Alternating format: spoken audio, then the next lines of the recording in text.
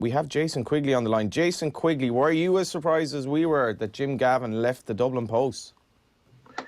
I have to say now, he's leaving on a high, and the only way he can go is down from here on in. So I think it's a very sensible move that he is doing, and I think that he's probably doing it in a way that he's going to be remembered as the top dog. And in terms of what he's done for Dublin, do you think now that the likes of Donegal, your own county, Galway, my county, might have a chance of actually doing something now that Gavin is gone? Because I see Mickey Hart is speculating Dublin might even be better after he's gone. Yeah, well, Mickey Hart might be saying that, so if Tyrone beat them, it looks even better. It's hard to know. I think that at the end of everybody's reign or their long run that they have, there's always going to come a day where there's going to be a bad performance, there's going to be a slump, there's going to be something, and they are going to be toppled off the top three. And I think that Jim Gavin's got out at the right time now, and I think he has moved away from that possibility of not being able to go on and continue the amazing run that they're doing. But without a doubt, I think that Donegal, obviously, and I'm going to say this, they're a great young team coming through. They have a lot of experience in there. They have a lot of good young players coming through. They're starting to hit a good run now at the minute, and really, really looking forward to the new year for them and seeing what they can produce. Be honest now, after your return to the ring, you weren't expected to be quizzed on Jim Gavin. Definitely didn't expect that question. That would have been last on the agenda, I thought. Right, so you got back to winning Razor. You were fighting a boxer. I guess you were expected to win. How did it go? It was fairly routine in the end. You're fighting Abraham Cordero in California. So I think it was like 1 o'clock Irish time. So I guess boxing fans woke up to the news. Those who hadn't stayed up for the fight woke up to the news that Jason Quigley is back in winning ways and onwards and upwards. But can you tell us how the fight went? Yeah, it was. Look, it was a great fight for me to get back in the ring. Obviously, coming off my last.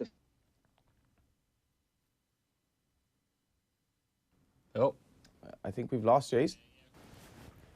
We've lost Jason, so we're going to dial him up again. Looked a bit of a mismatch there in the old photo against Cordero. He's given him 2 or 3 inches, if not more. He certainly did. There we are. I think the real pity is that in the little time we had with Jason, we ended up talking a lot about Jim Gavin. Please get him back, lads, because it's like you had 2 questions.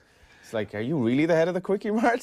So, Jason, Johnny Dunleavy, who I'd know, the Sligo Rovers player, great mates with Jason. So, if we've time, we could even talk League of Ireland. But I think we will have to get to boxing. You can always work a League of Ireland angle in there somewhere. You got it. Like I've been told by the off-the-ball overlords, we just can't talk League of Ireland much anymore. So, it's coming up. You're being Christmas. silenced. Yeah, no, it was a really good win from them last night. Just, I imagine, and I'm sure if we get him back in the next minute or so, we can probably ask him, I would say over the last few months since that first defeat, there was probably a lot of pent-up anger and frustration and a lot of self-reflection over what could have been or should have been in the last fight, and, just waiting to get back out there, I imagine, is an incredibly important thing for a fighter when you've been knocked back like that, to just get a chance to go back and, go out there and right your wrongs and stuff. And, Andy Lee was on the show during the week, and he was talking about how Jason's at that stage of the career where he's back as well. We haven't, do we? Yeah, I think what Neil is saying there, Jason, is effectively what Chris McNulty, your fellow Donegal man who was over at the fight, he was just saying you were kind of a lot of pent-up frustration, and you kind of, I suppose, you got rid of that last night in victory.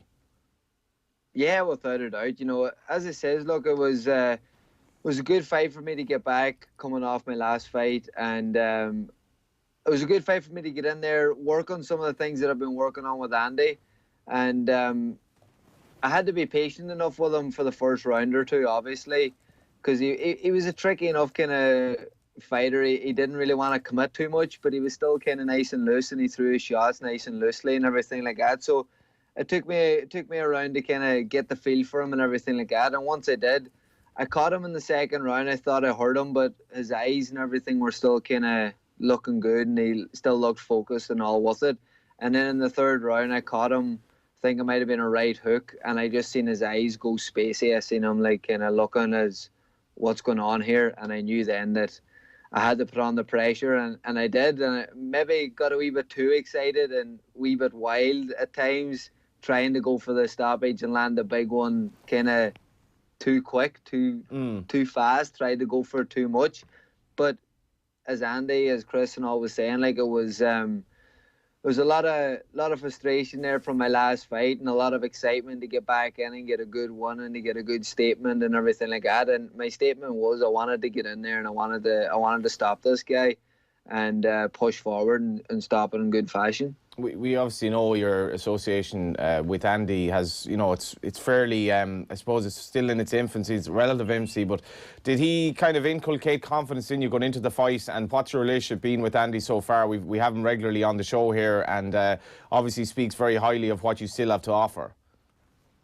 Yeah, and like, we all know, and you just know Andy chatting on the show and everything like that. He's very calm, cool, collected, and he brings that into the change rooms as well, and even into the corner and between the rounds. He's very cool, calm, collected, and puts his point across nice and controlled, and helps the boxer listen better, because, you know, when you're in the heat of the moment and rounds could be getting tough and hard and things like that, there you need somebody to go back into the corner and Calm you. Not going all not going all mad and everything as well along with the fight.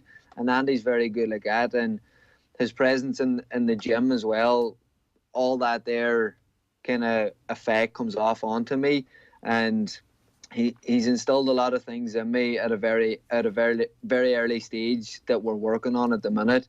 You know, we've only really been working maybe the guts of 2 to 3 months together, and I have to say it has been, every session in the gym's a real learning session with them, and it's so enjoyable getting in there, because you're always learning something new, you're always working on something new, and it's great. So it is, and I really enjoyed the whole build up out here with Andy in California, and the preparations, everything like that. It went very, very well, and we're delighted to get the ball running now for the first one. We spoke about this beforehand, Neil. Like, Andy could just have something about him here as a coach. Yeah, and I was thinking as well, Jason, like, I mean, when Andy had his first fight, it was kind of along the same lines developmentally as you probably would have been in your career. I think it was even, you know, you would have had the same record up until that first defeat. Has he been good, even just kind of with the mental tips and stuff like that, for getting back on the horse and getting back going again?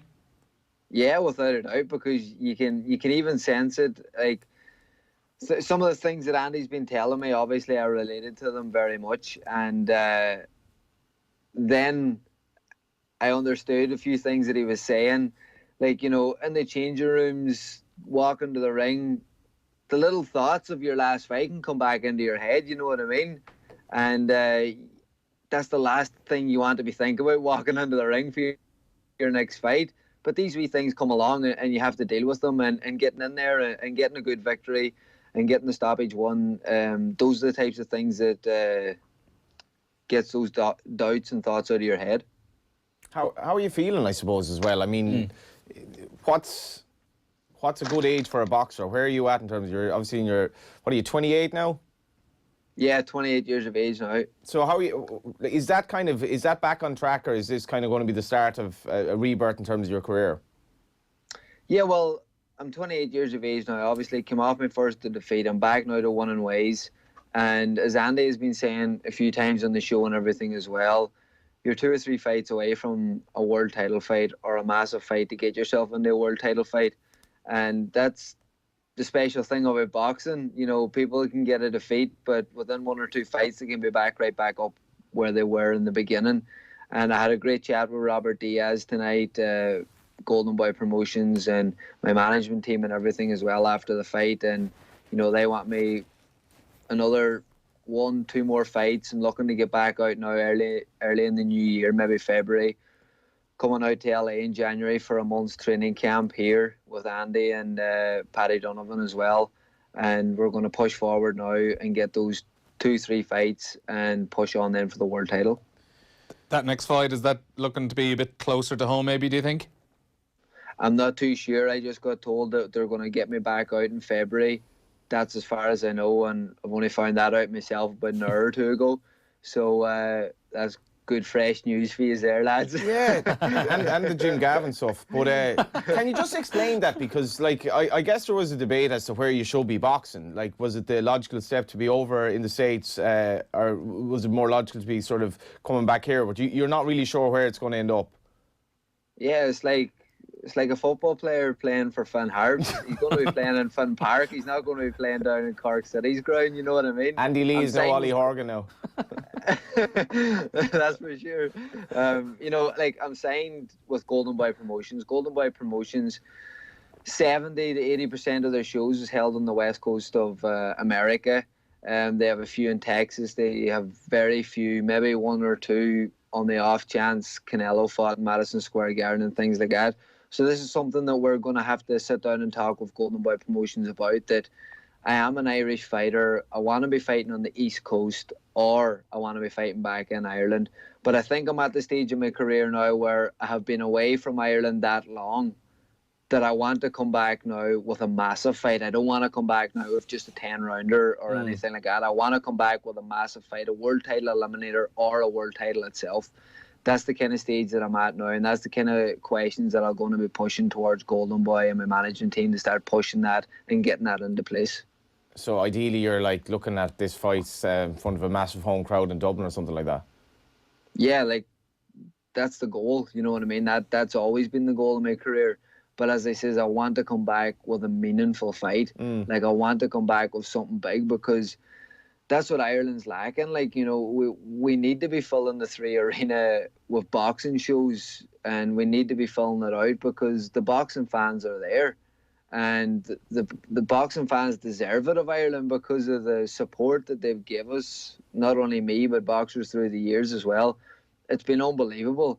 And everyone knows the support of the Irish. Like, we need to get boxing, big time boxing, back in Ireland, 3 arena, whatever it has to be, you know what I mean? Very briefly, just you mentioned Paddy Donovan, and I was talking to Andy about him. He couldn't kind of hide his excitement there a few months ago. How good is this kid from Limerick? Paddy's top class, you know, he's a special talent, and I think he can go all the way, especially now being under Andy. And obviously having the likes of myself in the gym too, that's still in the professional game, that's still going towards that top level. You know, I've been through a lot of things in my sport as well, in the boxing game professionally, and that I can, you know, gym chat, do you know what I mean? Just simple gym chat in the changing rooms, things like that there, asking and answering little questions. It's all going to be a massive help. And then we've been doing a few rounds sparring and everything as well. So we've had, and Paddy's going to be fighting now on the 20th of December. And there's a reason Andy's excited. He's a top class talent, and I'm excited too to see how far he can really go. Just to finish up, yeah, you're all over Twitter trending now. Your Jim Gavin comments, so you weren't expecting that, but thanks. That's why the little stumble happened. I had to go check my Jim Gavin notes there. Yeah, like I actually thought it was some sort of internet issue, but Jason, thanks a million and congrats again. Top stuff, lads. Appreciate Top it. Cheers, Jason.